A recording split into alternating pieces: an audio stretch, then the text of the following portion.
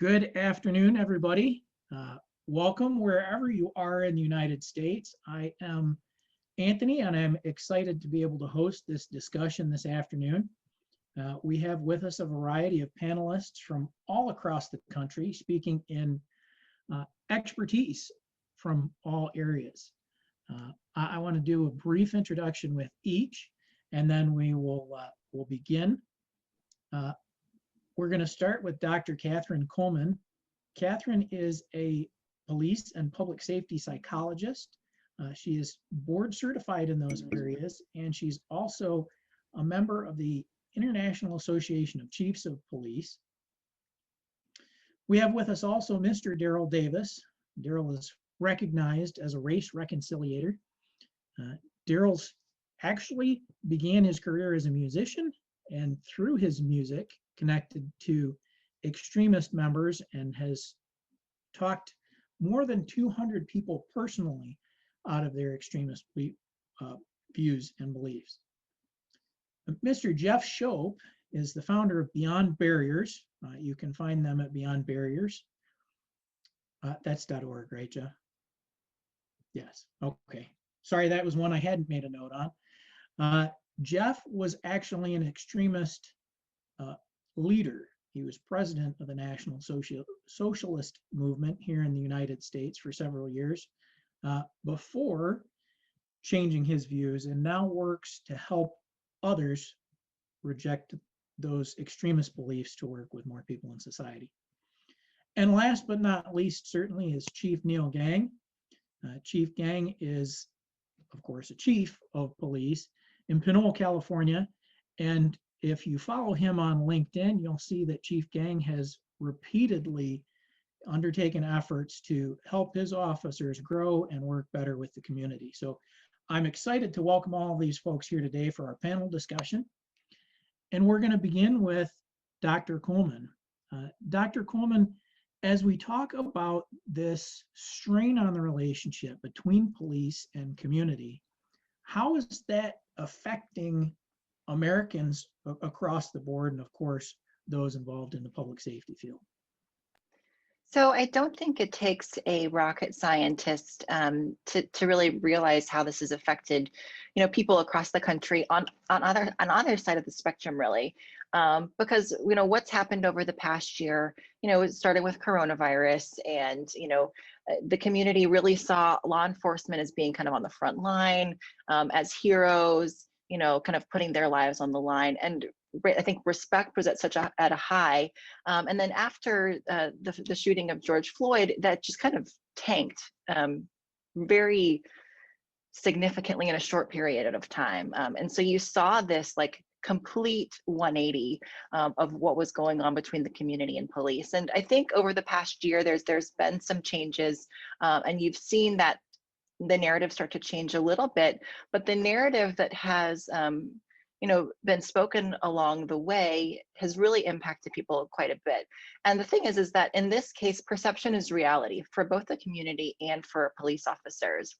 So it doesn't necessarily matter what the truth is when you look at the data and the numbers, it's how people perceive it. And so depending which media stations you're listening to or watching is probably going to impact your opinion and where you stand on particular issues. I think that the perceptions of officers and community members has been largely generalized because of what the media has put out there. Whether you view all police officers as bad because of what media reports you're watching, or, on the flip side, if you see BLM as this, horrible movement because of, what other media outlets are telling you. So it truly goes both ways. I think that this has impacted people because it means that we're seeing the problem as being worse than it probably actually is. And the other thing is that this constant media coverage on everything is re-traumatizing to everybody. So throughout last summer, when we were seeing riots and protests, as a police psychologist, I may be slightly biased because I support law enforcement, and that's who I treat, and that's, those are the concerns that I'm hearing in my office day in and day out. But what they're watching is they're continually hearing about people throwing, bottles at them, and their families are being threatened. And even though that may not be happening in their particular community or their agency, the fact that they're hearing it with other agencies around the country is traumatizing. There's been some data that has come out recently. 80% of Americans support the police. There was a USA Today poll that came out last week. 77% of people want more officers on their streets.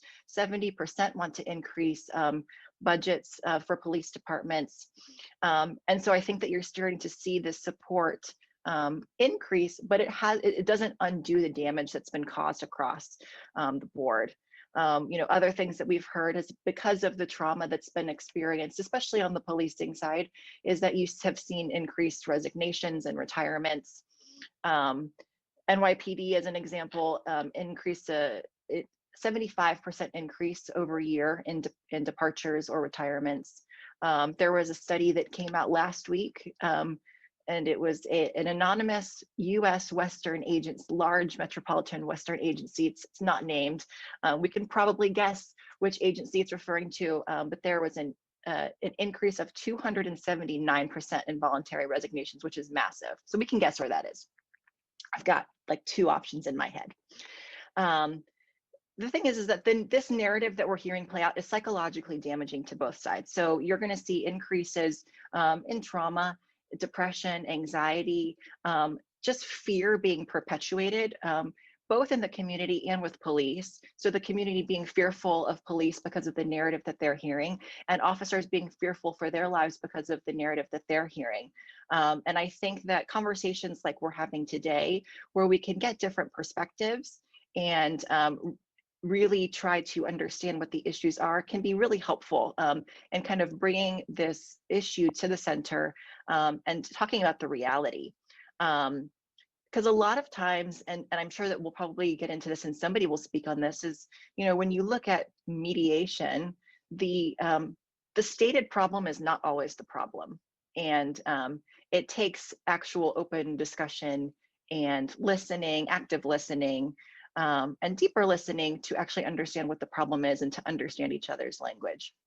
So I'm really looking forward to what the other panelists have to say as part of this discussion and kind of where this goes from here. Thank you for letting me be a part of it, Anthony. No, we are very happy to have you, and thank you for that expert insight. I love hearing that there are active polls out there helping understand what's going on, and of course, nobody better to hear it from than somebody who's an expert in that field. Thank you. Jeff, certainly. Jeff, looking at, especially what Dr. Kuhlman was talking about with that tension across society and coming from a background where that tension in media fed into some extremist viewpoints, how do you see the effects of that tension affecting us as society and as individuals? Well, it's an incredibly stressful time period here in the United States, and as Dr. Kuhlman said, fear is one of the major triggers, and a lot of people might be wondering, well, why is someone with a background like myself that had been leading the largest neo-Nazi movement in the United States for 25 years, have to do with this conversation? So what I would like to explain on that is conflict resolution and dealing with these kind of things in society. It's incredible that we don't have the dialogue that we should have, even between the major political parties in this country, the Democrats and the Republicans. The divide is so deep that people are not talking to each other. So having that dialogue, reaching conflict resolutions, trying to understand the factors, what drives extremism. A lot of people think like, as far as like the extreme version of the far right, like where I had come out of, that people are involved in this based on hate, or there's a lot of misconceptions. Now, hate is developed there, but fear is the biggest trigger. And that's why I think it's very important that we discuss that, we point that out, and we look at that. And this applies directly to the community and policing relationship between the people, between the communities, because there's a lot of fear, just as in the extreme far right, where someone joins these movements. They don't join because they hate people. That's very rare. In my experience going back all those years, a handful of people out of thousands that had came in over the years would tell us that we're joining because we hate this person or we hate that person. They were joining based on fear of in this particular case of the white race being genocided or exterminated or things like that. In the case of the community and police relationship, a lot of people, especially, and Daryl can probably expand upon this quite a bit as well, in the Black community, you see something like what happened to George Floyd. You see some of these instances, and the media plays a big part in highlighting these terrible incidents and showing these things on the news, which is part of their job. But I feel like they're not covering all of the wonderful and positive things that are being done for the police and the community. So I think it's very important that this relationship is repaired between the communities, between the police, that there's open dialogue, that there's meetings between the community, between the police, so there can be that open dialogue, that they're not afraid. Because once you get that fear factor out of the way and you break down that and get it removed, that the community is not afraid of the police, you're going to have a better relationship right out the gates. And that's part of the problem. And that's part of the problem when it comes to extremism and why people are getting involved in these groups. The society is missing those factors. They're misunderstanding those factors. And once we understand those factors and we have that open dialogue, even if we disagree, if we're on different ends of the political spectrum, different ends of the police and the community relationship, there is concerns. There is things that can be fixed and improved upon in all aspects of our society, but we have to be willing to talk about them. And I think that's the problem that we're seeing in society today, is that people are not willing to sit down and talk about these things. And we live in this fast news society where everything needs to titillate someone's intellect, in the sense of, okay, let's show the most horrible thing we can think of on the news tonight, and let's show it again and again and again, because boom, that gets your ratings moving up. As a former propagandist as well, I understand how that works, because we did the exact same thing in the neo-Nazi movement. We would find horrible videos from South Africa, racial issues that were going on down there, where a farmer or a family was butchered on their land or something, and we would show those videos to create that fear in the members and get them radicalized. We didn't see it as radicalization. That's a word that I use now, but radicalize those individuals to be afraid, and in turn, you're solidifying their interest in that cause, solidifying their radicalization process. And you have a dedicated recruit that's going to go out and do things for your organization. This applies the same way in the community and police relationship. You see something like what happened to George Floyd or a number of these other individuals, and you go, oh my gosh, the police are out to kill us. They're out to do these terrible things, and this happens. And there's that one instant where you have that bad situation, that horrifying situation, and they're not amplifying all the positive things that the police departments are doing around the country, all the lives that are being saved, all the officers that are also being killed in the line of duty. You rarely hear about that, but they amplify some of these very negative things. And I think we as a society need to rise above that and be more acknowledging of the positive things. And yes, there's problems and there's things that can be improved upon, and we should be looking into those things. But we cannot throw everybody into the same box. And this is what an extremist does. They throw everyone into the same box. They say, okay, all of the Jewish people are evil and they're running our country and they're in control of everything. Black people are criminals. All these hatreds, all of these old ideals that get stuck in people's heads that are wrong and incorrect, labeling people, throwing everybody into a box. This has been done to policing in this country. And we're seeing it play out in real time, and we need to fix that. I wasn't keeping track of my time, so if I'm over, I apologize. You're good. You're right on. You're right at time. So I think we're going to hear more about that. I'm going to follow up with your, I think you called it intentional radicalization. So be prepared as we come back. I'm going to ask you about that. Mr. Davis, as somebody who has built relationships, who has a proven record of resolving differences, how do you think we go about making some changes here with all of this tension that these folks are talking about? Well, I think just as Jeff Scoop and Dr. Kuhlman have said, I agree with everything that they've said. Perception is indeed one's reality, as the doctor said. Whether it's real or not doesn't matter. It's their reality, and you cannot change somebody else's reality. They only know what they know. And how I go about doing it is not attacking somebody's reality, even though I may know for a fact it's wrong. What I do is I offer people better perceptions, and if they resonate with one of the perceptions that I have offered, then they in turn will change their own reality, because perception is reality. So rather than attack what somebody considers to be real, offer them a different perception. And if they resonate with it, they will internalize and change their own reality. I'll give you just a quick example. If you say, let's say you have a 7 or 8-year-old son, and he goes with his school or whoever to a magic show, and the magician on stage asks for a female volunteer, right? 50 women raise their hand. He picks one out, invites her up on stage, and he asks her to climb into this box, this elongated box, and stick her feet out the hole at that end and her head out the hole at this end. And then he closes the lid and takes a saw or chainsaw and all the way through the box. To that 7 or 8-year-old boy, that man has cut that woman in half. And he's telling you that, and you're saying, well, no, it didn't exactly happen. Yes, it did happen. I saw it. I was there. You weren't there. I saw it with my own eyes, right?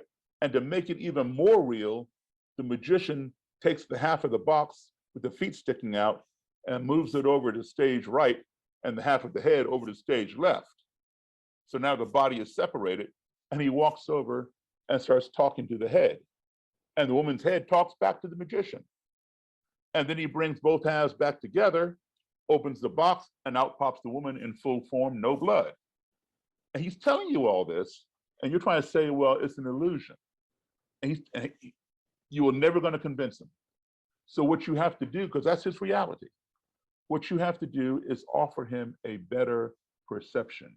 You might say something to the effect of, could it just be possible that maybe out of all those women that raised their hand, the one that the magician picked is one who works for him? Maybe he planted her in the audience. She knows the trick. She travels all around the country to every show with him. And when she gets inside the box, there's already a pair of mannequin dummy legs lying on the floor of the box that are wearing the same stockings and shoes as she is. And she just takes them and shoves them out the hole, and she brings her own legs up under her chest. So her whole body is on that side of the box. So when he cuts it in half and separates them, her whole body is already over there. And when he brings them back together, she simply pulls those dummy legs out, leaves them on the floor of the box, and she climbs out. So the kid says, I guess that would be the only way it could work. So now you've given him a better perception, and he changes his own reality, because you will never change his reality for him. People only know what they know, and they're willing to defend it. So that's one thing. We have to change the perception of the in terms of the police. That's what I do with these white supremacist type people, is offer them better perceptions. But with the police, it has to be a 360. We have to change the perception of the people, and the police have to change the perception of themselves.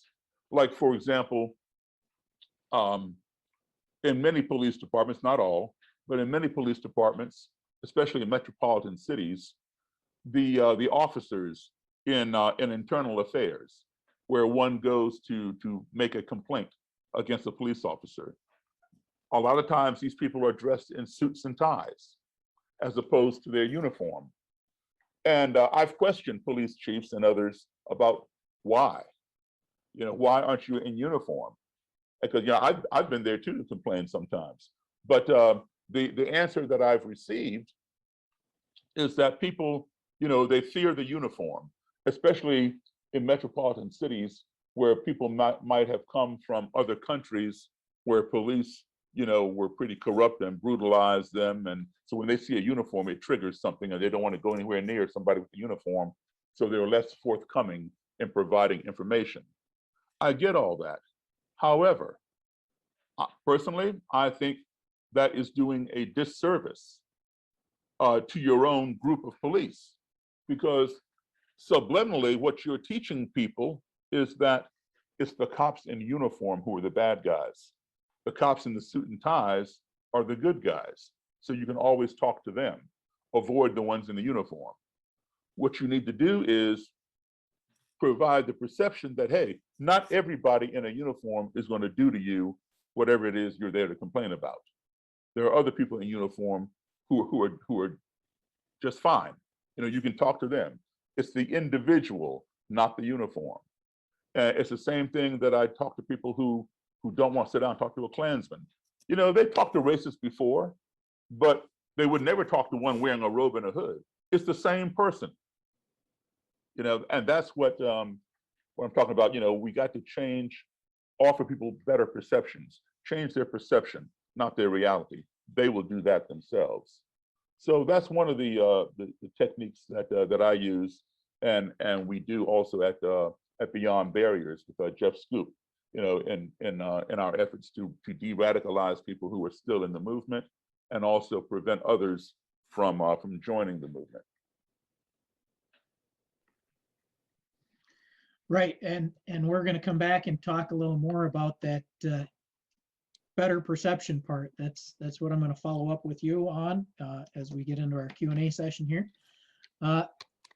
Before we get into that, the one gentleman, an expert that we haven't heard from yet, of course, representing those in uniform, who I think is doing quite a bit to help improve that community, police community relationship in his own hometown, Chief Gang. Chief Gang, can we get your thoughts on those challenges that officers are facing today, really how we can help them as a public, and how you're fostering that relationship in Pinole, California? Yeah, thanks a lot, Anthony. Thank you so much for having me here, and just listening to all the panelists is just really enriching, certainly hearing different perspectives. A little upset with Daryl. I didn't know that's how the magic trick was done, Daryl. So I blew it for you, I'm sorry. As long as we don't talk about the Easter Bunny, I'll be happy. So, for me, honestly, I think that this gives this environment we're in, this challenging environment in law enforcement, gives us an opportunity to be better. I think our profession has needed an opportunity to readdress how we approach our communities. For example, so everything that's happened in Minnesota last year, that may have been a spark, but this has been going on for a long time.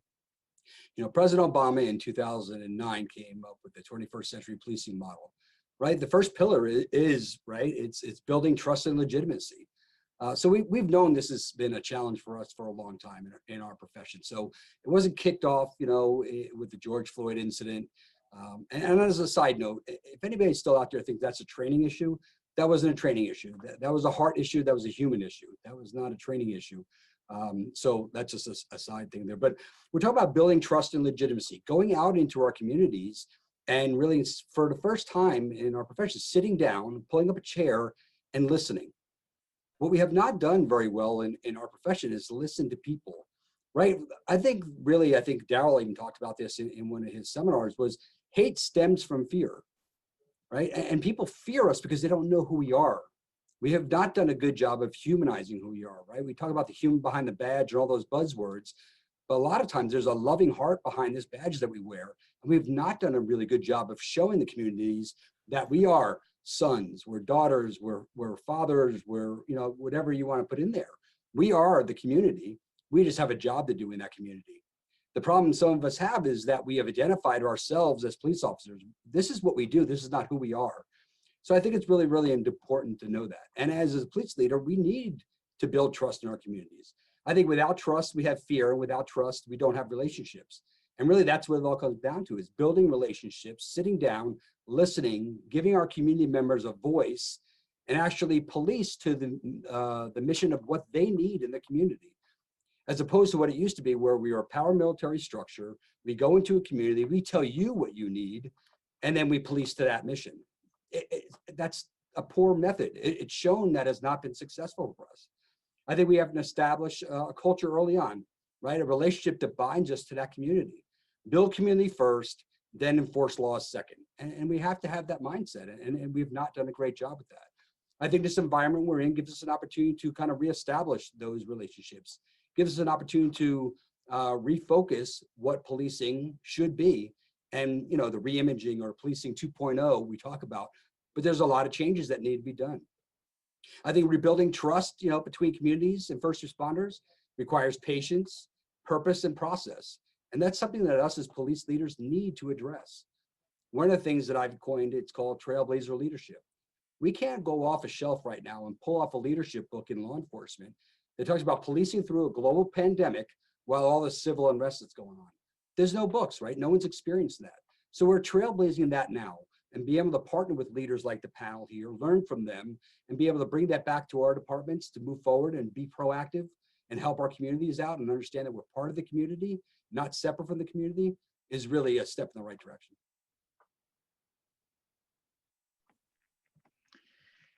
Chief, that's huge. There's a ton of great information there. I mean, if any of you are watching me, you watch my head shift, I'm taking notes, and I hope that you as attendees are doing the same thing, because these are experts sharing how to make a difference, and this is who we're going to learn from.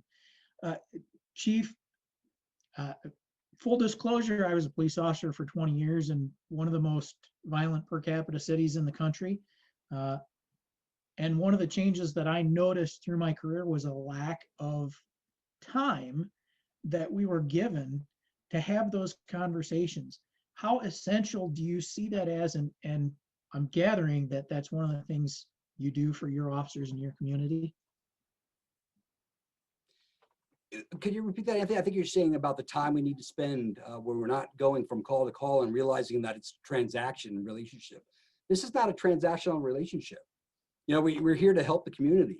So we need to spend time with the law enforcement. We're so taught in the academy that we need to control the scene. You know, we're taught throughout our careers, we need to control the scene. Maybe what we need to do is really just close our mouths and open our ears a little bit more, and that would help us tenfold. And that's kind of what we built in here in Panola, is that we understand that we're there to help people, right? If you're serving this profession with a public servant heart, will always be needed, wanted, you know, and respected. But I think we've lost some of that throughout our career. I mean, excuse me, throughout our profession over the years, where we've kind of lost sight of that. And it's really, really important to bring that back. You know, I know we're going to get into a lot of different topics today, but we have to hire the right people to do that, right? We need to get people that are socially intelligent, that can understand and do the job that we're doing. We incorporated social intelligence into our hiring practice. You know, Jim Collins talks about, right, the right people on the right bus, but not just the right people on the right bus, but the right seat on the right bus. So it's really important that we hire the right people.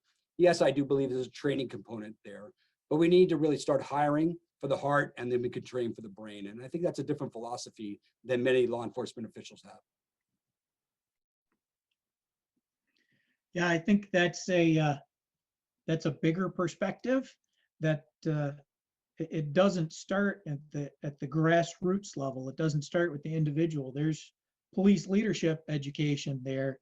That, you know, one of the other things that you hit on was there is no educational forum for this. It's not, police chiefs can't go out and get a book on building police community partnerships, because that's never been done, right?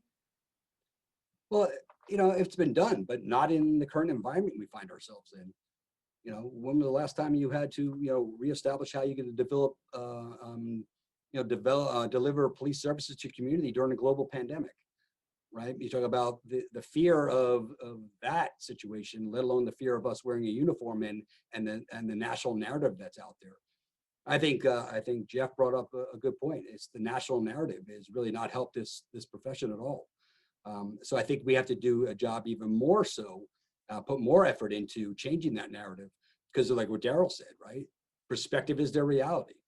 Their perspective is reality. We have to change that, because you know what? There's a majority of people here that are wearing this badge, that have a loving heart behind that badge, that get into it for the right reasons and are doing the profession to put their lives on the lines for our communities for the right reasons. We're just not very good at the propaganda portion of that and getting our narrative out there.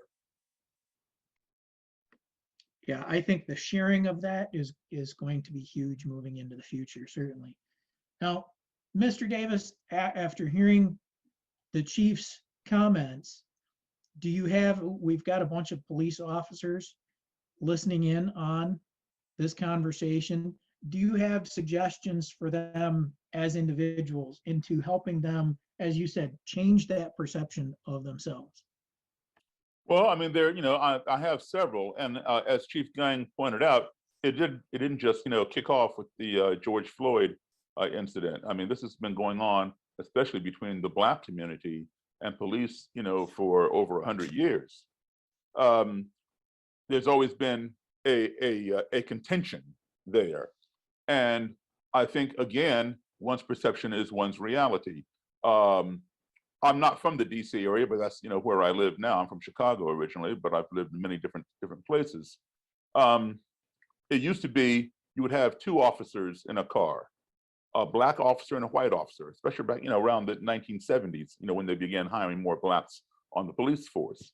And if you went into a predominantly Black area to respond to a call, the Black officer would talk to the people there.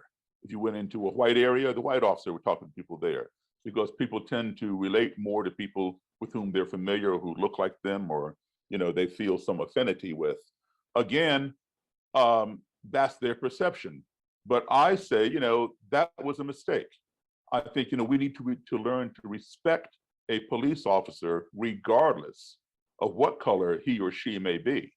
This is a law enforcement officer who's taken an oath to serve and protect, and serve and protect supposedly the community in which they serve. So regardless what color they are, when a police officer comes, you should respect that person, not have to talk to somebody who's white or talk to somebody who's Black because they reflect your pigmentation or something like that. And that is one perception that needs to be overcome. To some degree, it still goes on. There needs to be more and more transparency, I believe, with the police. There is still that on the citizens' part, there's still that perception of the blue wall of silence, or the blue code of silence, where officers, do not tell on each other when one makes some kind of negative transgression. And then when that comes out, of course, that is amplified. All you need is just one incident of that, and it paints a broad brush across the entire department. In my dealings with things like this, I have found that there are three groups of police officers. Generally, we only hear about two groups, the bad cops and the good cops, but there's a third category that no one ever really talks about. We all know what bad cops do. A good cop will not do those things, but in many cases, the good cop is not going to tell on the bad cop. He may turn a blind eye to it, and there are reasons for that. Maybe justifiable, maybe not. In most cases, they don't want to go on a call and need backup, and then somebody not respond because they were a snitch, and nobody likes snitches.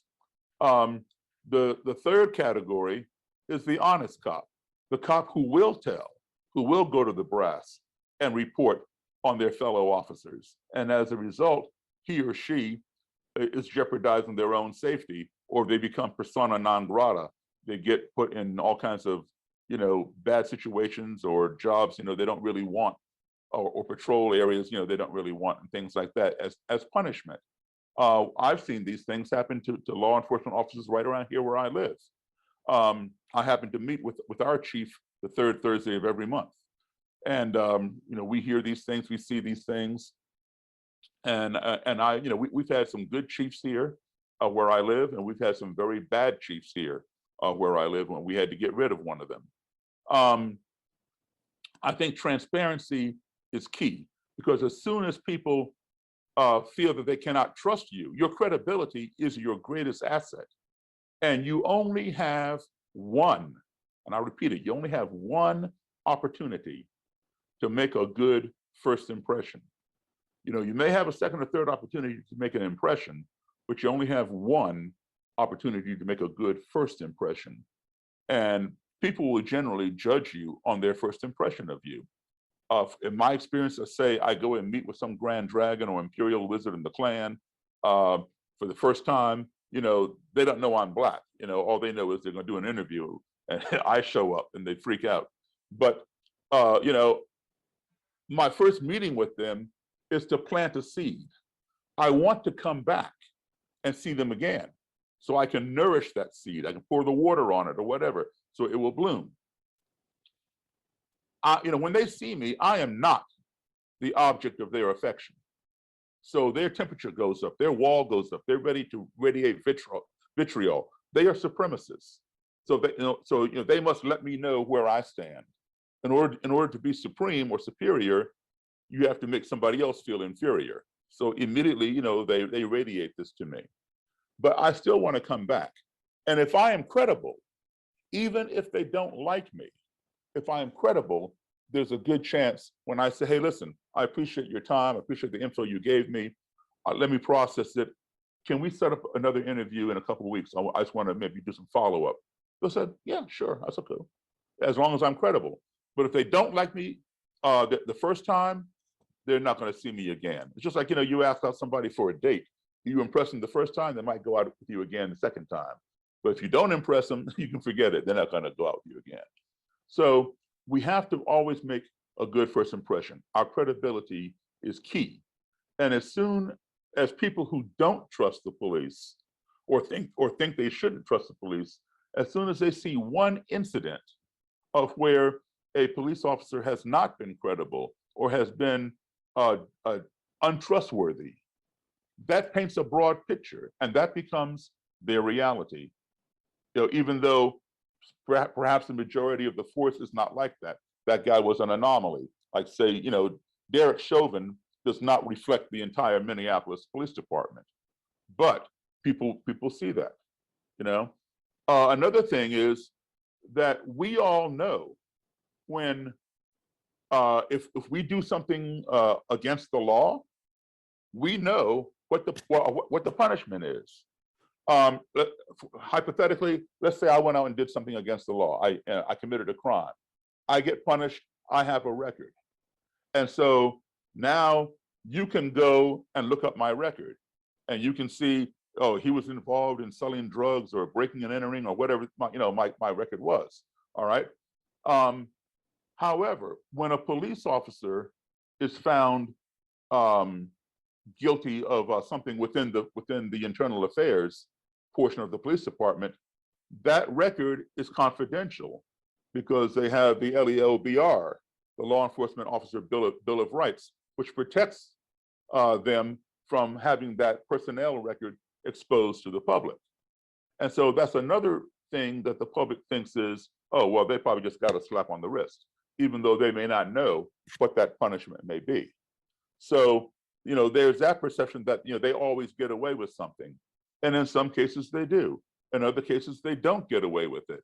But we will never know as the public if punishment was truly meted out other than somebody just being put on paid administrative leave for a couple of days while something was investigated. Also, there's no national registry for police officers who have, say, been terminated or fired for committing a crime and have been found guilty in a court of law. They don't go on a register like, say, sex offender registry, where you abuse some little kid in New York and you try to go get a job at a kindergarten in Los Angeles. It's not going to work. You're on a national registry. There's no such thing for police officers as of yet, and there needs to be something like that, because you find these people who have become scofflaws, going from department to department to department each time they get fired and committing the same transgressions, sort of like some of these priests who get busted 40 years later, and they've been all over the country from parish to parish abusing kids. Yeah, I know that is more of an issue in in the smaller departments with the less resources. But Chief, I saw you would like to respond there in the middle, so I'll give you that opportunity. Yeah, and I'm sorry to break up the maybe the procedure of this. And Not at all. just Go to ahead. make a quick comment, and I don't want to hijack the panel, but Not at all. I can tell Daryl and I can tell everybody listening out there that there is, and I'll let you know, nobody hates a bad cop more than a good officer. When you spend 33 years in this profession and you blood, sweat, and tears goes to represent your badge and what you do with integrity, honesty, and professionalism, and someone across the country does something, that affects us all. We're in the day and age where an incident in Minnesota affects us out in California and vice versa. But I could just tell everybody out there that it gets more disgusted and more frustrated by officers that do not do the things that they're expected to do. And then I'll let it go, and then we could talk later on about more stuff. But I agree with you, so Chief. frustrating. No, I agree with you. I agree with you. You know, my father was in law enforcement. He was one of the first Black Secret Service agents in this country. And, you know, and then he went to the Foreign Service. But no, I agree with you. You know, when you have, you know, put your blood, sweat, and tears into this profession, how dare somebody, you know, cause your reputation to be ruined by what they did? I get that. I just think that, you know, more has to be done to let the public know that, hey, this is not being tolerated by the police department as a whole. Agreed. And again, we'll probably have follow-up conversations, but there is legislation now going out around a lot of different states where police records are public records and they are being shared, and there's processes of getting those. There is some talk about a national registry of officers who have been fired for different type of events, so they don't get hired somewhere else. So those processes, and I think Daryl, you brought up a great point, they were not in place, but they are proactively looking at putting policies and procedures in place to be able to capture some of those things you said that there was a void. Chief, while you're on, let's talk a little more about that transparency that Daryl was talking about. And I hear you talking about some of the measures coming out. How do you work that, and what's your advice for other chiefs across the country as we talk about the need for transparency? Yeah, I think that we can always say we can increase our transparency. I think that's been a goal of law enforcement for several years now. The one thing I do have to talk about is our need for us to be comfortable in uncomfortable situations. You know, I think body-worn cameras is a way of showing more transparency. I think reporting out to the public when an incident occurs creates transparency. I think individually meeting with you know, your community, you know, not sitting behind a desk, but getting out and meeting your community, having your officers get out of their patrol cars and knock on doors and go meet people. So there are ways to increase our transparency. I think there's going to be some ongoing effort with that, but I would say that most of the law enforcement officials around the country understand the need for that, and we're going to continue to work and strategize on how to do that more effectively. I certainly hope so. I know that that as we look at, I shouldn't say we, as departments look at the budget shortages and the, as Katherine talked about, resignations hitting higher points than ever before, that creates some personnel issues and staffing issues. Do you have words for community members in general, at large, as to how they can help departments deal with these issues? Did you want me to answer that, Anthony? Yes, sir, please. I could just repeat your question. I'm sorry. How can the community at large, individuals of the community across the country, how can they help departments deal with this police community relationship issue in the current environment where officers are under pressure and shortages are occurring? Well, I think it goes back to officer wellness, right? It goes back to understanding mental health. You know, I think Dr. Katherine Kuhlman talked about the amount of people that are leaving this profession. Well, they're leaving this profession because they don't feel valued, or don't feel supported by the administrations they work for. You know, so if you think about this, the tenure of an average police chief is about 2.7 to 3 years. You know, there's a lot of police chiefs that are out there trying to keep their own jobs and not putting, you know, officer wellness as the #1 priority. See, I'll submit to you that I don't think any reform can occur. I don't think any community outreach transparency can come until we focus on our number one commodity, which is our people. We have to pour out into our people, because the bottom line is, if this continues, we won't have people wearing the badge, the patch, to be able to do any kind of reforms or go out and meet the community. So I think we have to kind of focus a little bit internally so we could be better externally. And I think there has to be a lot more effort when it comes to mental health of our police officers and the health of our organizational health in general. We're gonna come back, circle back around with that to Dr. Kuhlman. First, you mentioned something else that I want to get Jeff's opinion and advice on. Jeff, we talked about, or you talked a little bit about that intentional radicalization, and now we're hearing from both Mr. Davis and Chief Gang about the willingness of officers to build the relationship, to knock on doors and have those conversations. Looking at de-escalating extremism, how do you see that as helpful, and what steps can those officers take? It's incredibly important, and something I want to touch on that subject is humanization, dehumanization, and rehumanization. I know coming from an extremist background, the dehumanization was one of the biggest factors in how an extremist looks at the world, how they see the world, how their perception of the world around them. Just as Daryl had mentioned, as far as meeting people, you don't picture a Black man sitting down with Klan leaders and how that happens. Daryl's a very unique individual. In fact, that's how Daryl and I first met. I was sitting down with him for his film, Accidental Courtesy, and we've been friends to this day since then. It's about changing one's perception, and that boils back, or excuse me, not boils back, but it goes back to that humanization. Towards the end of my time and period in the extreme far right movement, I was starting to talk about how people were dehumanizing us. And this is an interesting footnote or story, but how people were dehumanizing us. And I said, well, the press dehumanizes us, so on and so forth. I remember saying this to a reporter. I think the reporter was from Chile or Argentina, somewhere in South America. And they were looking at me like, my gosh. At the time, it didn't register. Why are they giving me that look? Well, after processing these things and coming out of that environment and looking back, you go, here's an extremist talking about being dehumanized. The irony doesn't miss me now, but at the time it did. That how ironic that was, talking about dehumanization. So I could see, as an extremist, I could see how I was being dehumanized, and the people on, in my echo chamber or bubble in that extremist organization were being dehumanized. But the irony of missing the fact that here, this is coming out of someone's mouth that had dehumanized other people, entire groups of people, for 25 plus years. And I missed that.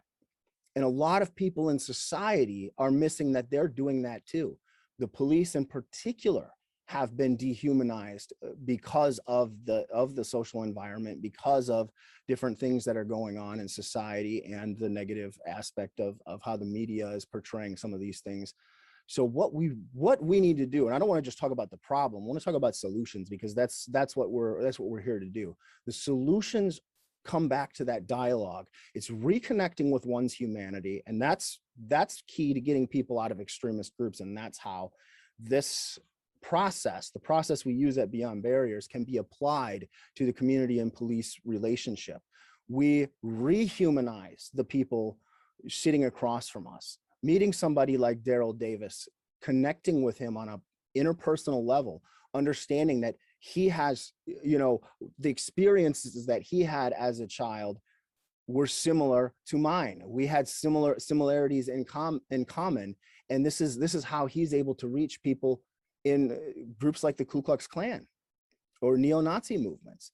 If someone like the situations that we've come out of, if someone like Daryl can sit down with people like how I was, how people in the Klan were, and change hearts and minds, this can be applied to anything in society, and especially in this scenario, because it's all about reconnecting with one's humanity. When an extremist falls into that mindset, they had their humanity before they went in there. they've now lost it because there's a disconnect. It's not that they've lost it, but it's been disconnected. It's been disconnected mentally. That's the concept of beyond barriers, is you are literally, you've put the barriers there. They're in your mind. You've set them there. Now you're stuck behind them. You don't see anything beyond that. So we want to be able to get people's minds. It is very psychological, and I'm sure Dr. Kuhlman can expand upon that as well. But it's very psychological how it's in the mind that in this scenario where a police officer has been dehumanized by a lot of people.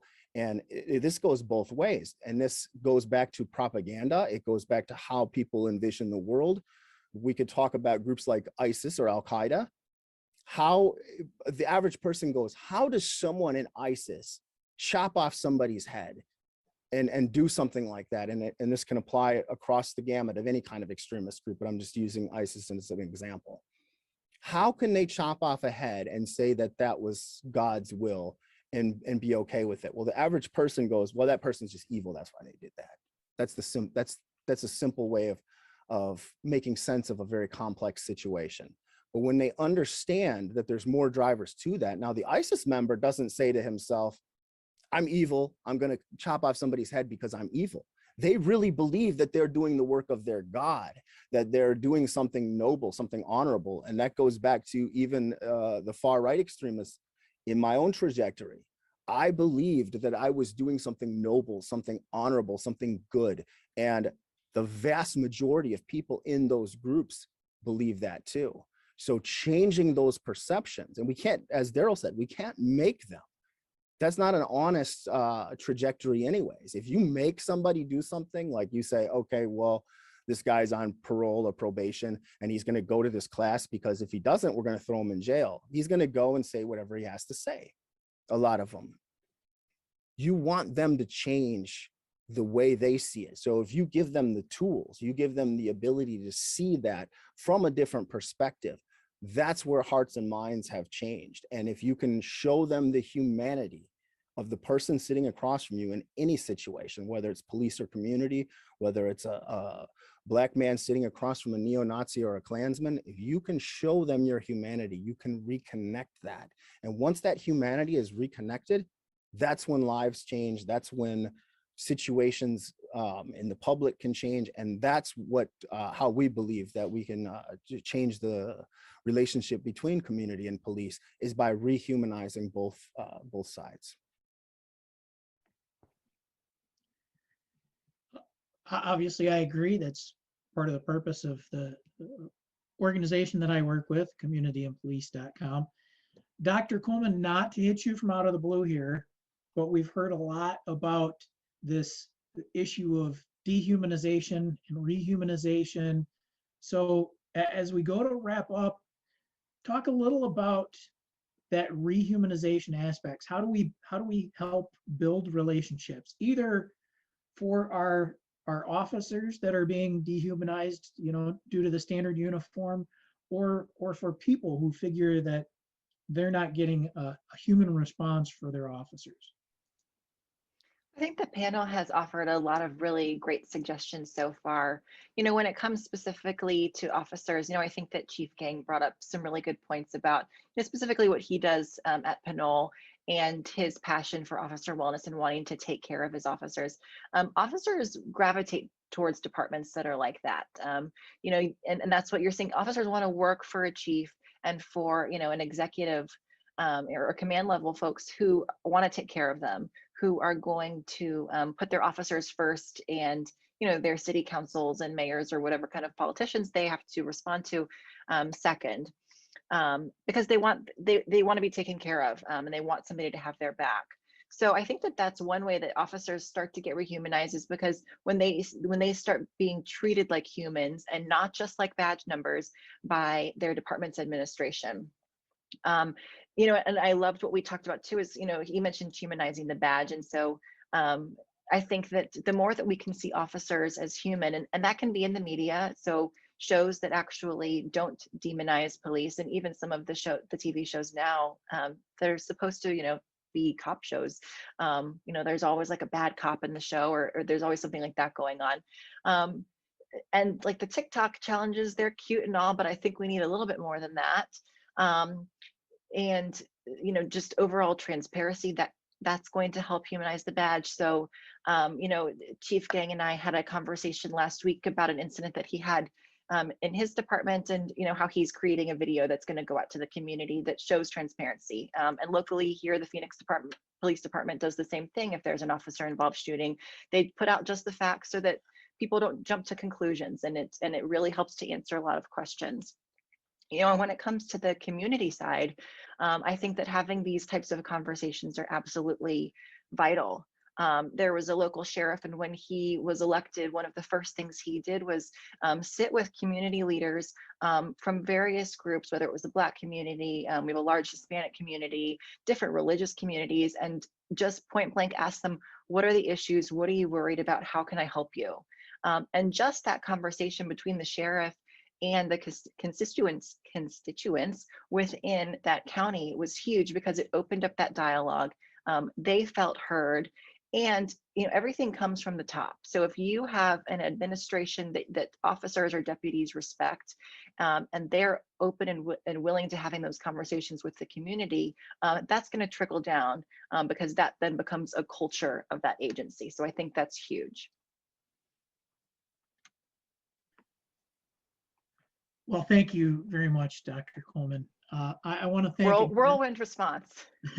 No, I took a quarter page of notes just in that last few minutes there from our panelists. So I hope everyone out there has done the same, regardless of where you're at, whether you're a chief of police or a community leader or a citizen on the street. I think there's been information here that everybody can take and help work towards a resolution of this issue, which unfortunately affects all of us across the country. So I want to thank each of our panelists again. I included in the chat how you can reach them individually and the organizations that they have all founded. I think that speaks a lot towards the expertise that has been gathered here, that each is doing their own work to further the resolutions of these and several other serious issues. So we will be tuning back to them. I know there were a bunch of questions that didn't get answered here from our chat.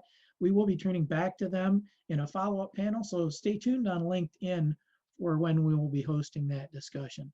Again, I want to thank all of our panelists and you attendees for being part of this discussion. Thank you, Anthony. Pleasure. Thank you. Thank you so much. God bless you all. Stay graceful now.